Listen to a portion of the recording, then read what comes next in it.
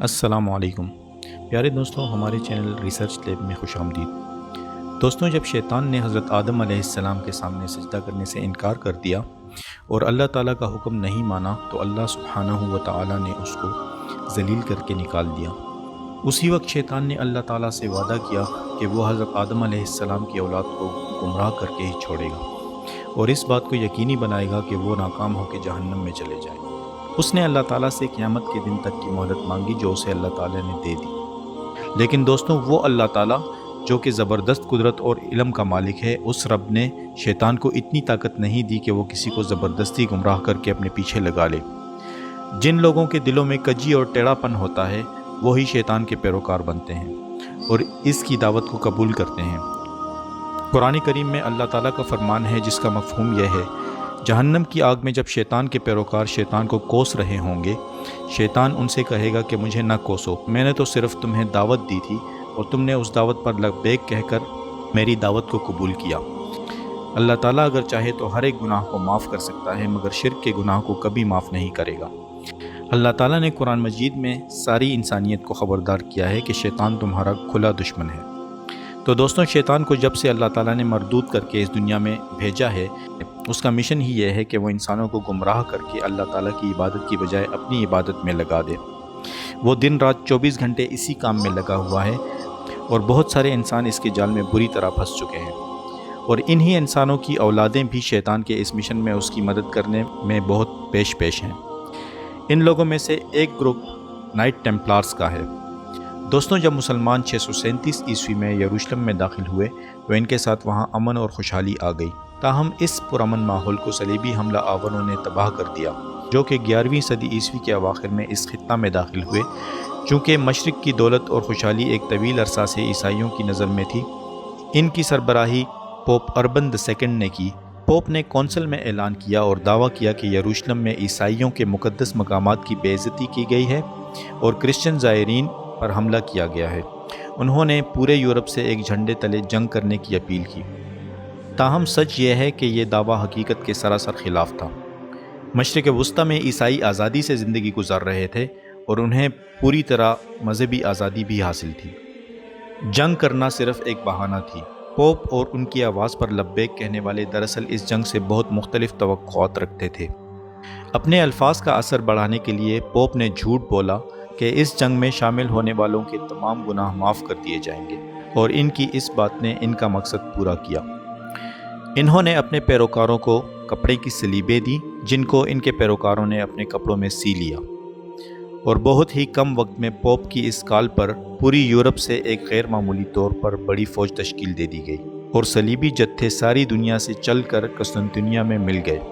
پھر انہوں نے اناطولیہ پر حملہ کر دیا اور مسلمانوں کے شہروں کے شہر تباہ کرتے ہوئے اور ان کی دولت ہتھیاتے ہوئے یروشلم جا پہنچے۔ یروشلم پہنچتے ہی انہوں نے شہر کے تمام یہودیوں اور مسلمانوں کو قتل کر دیا، یہاں تک کہ نہ عورتوں کو بخشا اور نہ بچوں کو۔ دوستوں، اس طرح یروشلم کو انہوں نے اپنا دارالحکومت بنا لیا اور ایک سلطنت قائم کی جس کی سرحدیں انطاکیہ تک پھیلی ہوئی تھیں۔ اب انہوں نے اس ریاست کو قائم رکھنے کے لیے فوج کو منظم کرنا شروع کر دیا۔ انہوں نے اپنی فوج کو مختلف سیکشنز اور گروپس میں تقسیم کر دیا۔ ان گروپس کو مسلمانوں کے خلاف جنگ کرنے کی اسپیشل ٹریننگ دی جاتی تھی۔ انہی گروپس میں سے ایک نائٹ ٹیمپلارز بھی تھے۔ دوستوں، اس طرح یہ صلیبی ٹیمپلر فرقہ یروشلم کی مقدس سرزمین میں پیدا ہوا۔ اس فرقے کے بانیوں کو یروشلم میں صلیبی بادشاہوں کی پوری حمایت حاصل تھی، اور صلیبی بادشاہ نے ان کو ان کی خواہش کے مطابق سب سے مقدس جگہ عطا کر دی۔ یہ وہ پہاڑی تھی جہاں ماضی میں حضرت سلیمان علیہ السلام کا ہیکل یا ٹیمپل کھڑا تھا۔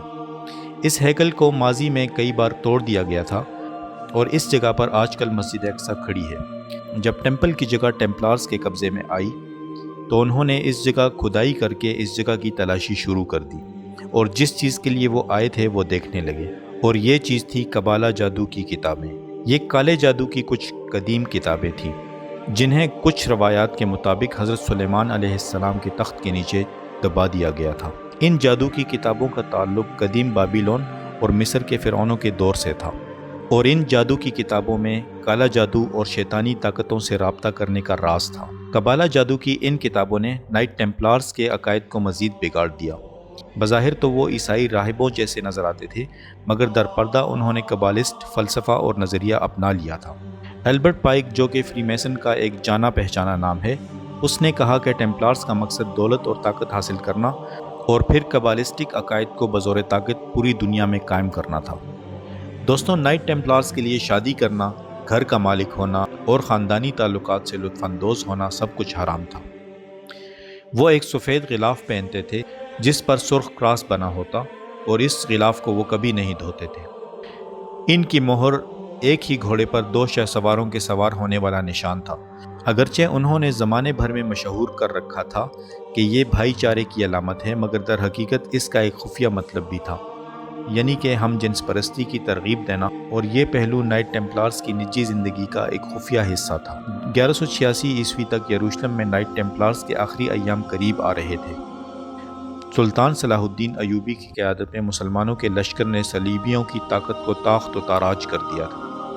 صلاح الدین ایوبی نے یروشلم پر قبضہ کر لیا تھا اور اس صلیبی ناسور کو یروشلم کی پاک سرزمین سے ہٹا دیا تھا۔ صلیبیوں نے اپنے 100 سال کے دوران مسلمانوں پر بہت زیادہ مظالم کیے تھے، اور لوگوں کو ڈر تھا کہ مسلمان اب ایک ایک ظلم کا بدلہ لیں گے، مگر سلطان صلاح الدین ایوبی نے عیسائیوں کی اکثریت کو معاف کر دیا تھا، اور ٹیمپلارز کو پھانسی کی سزا دی گئی تھی کیونکہ انہوں نے مسلمانوں کا بہت زیادہ قتل عام کیا تھا۔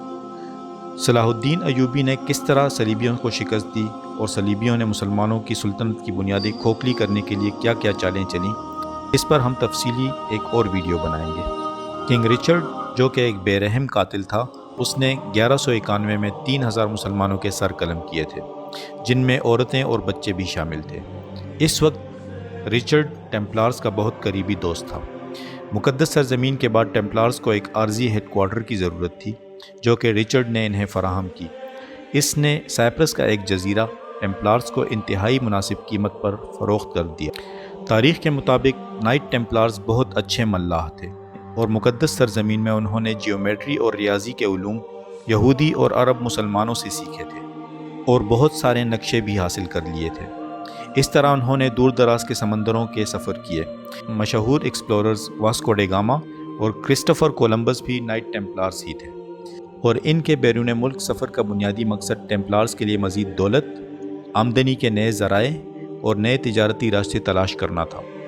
یروشلم کی شکست کے بعد ٹیمپلارز نے یورپ کی طرف سفر کیا، اور جو پہلے اپنے آپ کو مسیح علیہ السلام کے غریب سپاہی بتاتے تھے، یورپ کے امیر ترین افراد کے ساتھ ساتھ بینکرز اور سیاستدان بن گئے تھے۔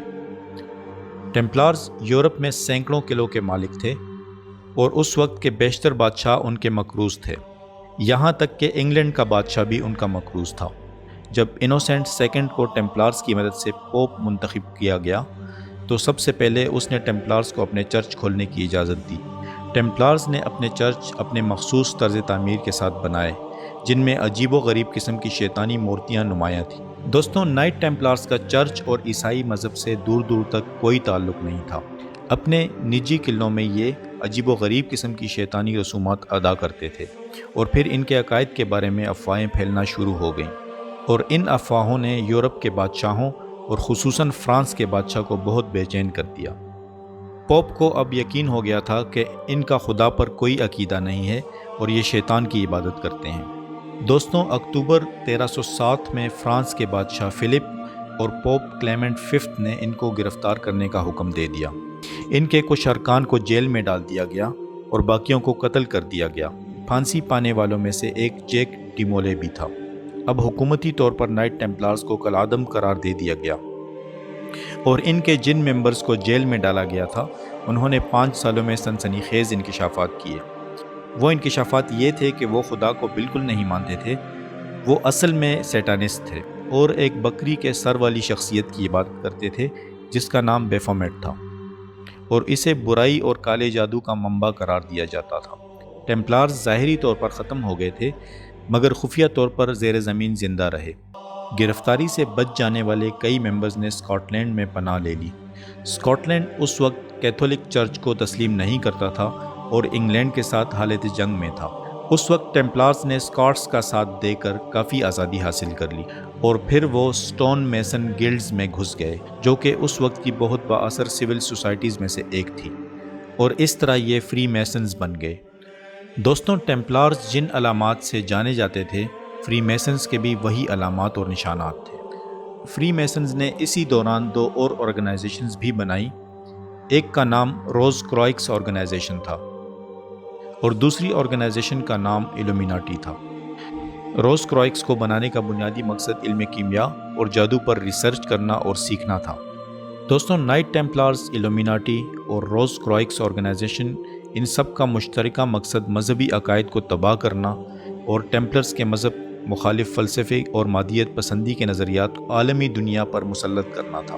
دوستوں اس دوران فری میسنز اتنے طاقتور ہو چکے تھے کہ فرینچ ریولوشن میں بھی ان کا ہاتھ تھا، اور 400 سال بعد انہوں نے اسی فرانس کے بادشاہ کو سر عام قتل کروایا جس کے بادشاہ نے جیک ڈی مولے کو پھانسی دی تھی۔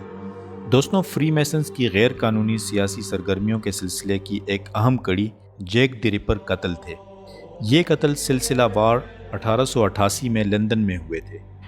9 ہفتوں کے دوران 5 طوائفوں کو نہایت وحشیانہ طریقے سے قتل کر کے ان کی لاشوں کے ٹکڑے کر دیے گئے تھے اور قاتل کبھی نہیں مل سکا تھا۔ دوستوں محققین کا اس بارے میں کہنا ہے کہ ان قتل کی وارداتوں کو سیاسی اہمیت حاصل تھی اور ان سیریل کلنگز کو اسی سیاسی تنظیم فری میسنز نے سر انجام دیا تھا۔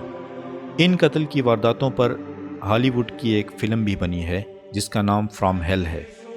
اس فلم میں دکھایا گیا ہے کہ اس وقت برطانوی بادشاہت ایک خوفناک سکینڈل کے دہانے پر تھی اور پرنس جس نے بعد میں بادشاہ بننا تھا ایک طوائف سے شادی کر لی تھی۔ اگر یہ بات لوگوں کو پتہ چل جاتی تو بادشاہت اور فری میسنز دونوں کے لیے خطرہ تھی، اور فری میسنز نے اس خطرے کو ختم کرنے کے لیے ان طوائفوں کو بے دردی سے قتل کر دیا تھا۔ دوستوں جیک دی ریپر کے قتل اس بات کا ثبوت ہیں کہ فری میسنز کس قدر طاقتور تھے اور ریاست پر ان کا کتنا کنٹرول تھا۔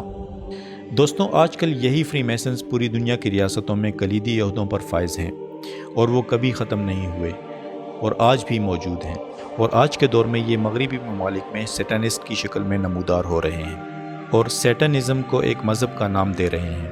ان کے اپنے گرجا گھر ہیں اور یہ اسی بکرے کے سر والی شخصیت بیفامٹ کی عبادت کرتے ہیں جس کی عبادت نائٹ ٹیمپلارز کرتے تھے، اور یہ ہم جنس پرستی، LGBTQ اور حقوق نسواں کے نام پر بہت ساری تحریکوں کی نمائندگی اور فنڈنگ کر رہے ہیں۔ دنیا کے بڑے بڑے میڈیا ہاؤسز ان کی کنٹرول میں ہیں اور ان کو اسی ایجنڈے کی سپورٹ کے لیے استعمال کرتے ہیں جو ایجنڈا آج سے کئی سال پہلے نائٹ ٹیمپلارز کا تھا۔ دوستوں در حقیقت یہ اپنے آقا مسیح دجال کے آنے کی تیاری کر رہے ہیں۔ صدیوں سے ان کا مقصد ہیکل سلیمانی کی دوبارہ تعمیر اور ون ورلڈ گورنمنٹ لانا ہے، اور اپنے اس مقصد کو پورا کرنے کے لیے یہ اپنی جان دینے سے بھی نہیں کتراتے، مگر افسوس کہ مسلمان بہت گہری نیند سوئے ہوئے ہیں۔ لیکن دوستوں اللہ تعالیٰ کا وعدہ ہے کہ فتح تو اللہ تعالیٰ کے دین کی ہی ہوگی، چاہے یہ شیطان کے پجاری کتنی بھی کوشش کر لیں، بس صرف ایک اور صلاح الدین ایوبی کے پیدا ہونے کی دیر ہے۔ سامعین آپ کو ہماری یہ آج کی ویڈیو کیسی لگی؟ کمنٹ میں اپنی قیمتی رائے سے ہمیں ضرور آگاہ کریں۔ اگر آپ کو ہماری یہ ویڈیو اچھی لگی تو اس کو لائک کریں، اپنے دوستوں کے ساتھ شیئر کریں اور ہمارے اس چینل کو ضرور سبسکرائب کریں تاکہ آپ کو ہماری مزید دلچسپ ویڈیوز کی نوٹیفیکیشن مل سکے۔ تو ملتے ہیں اپنی ایک نئی ویڈیو میں، اپنا بہت خیال رکھیے، اللہ حافظ۔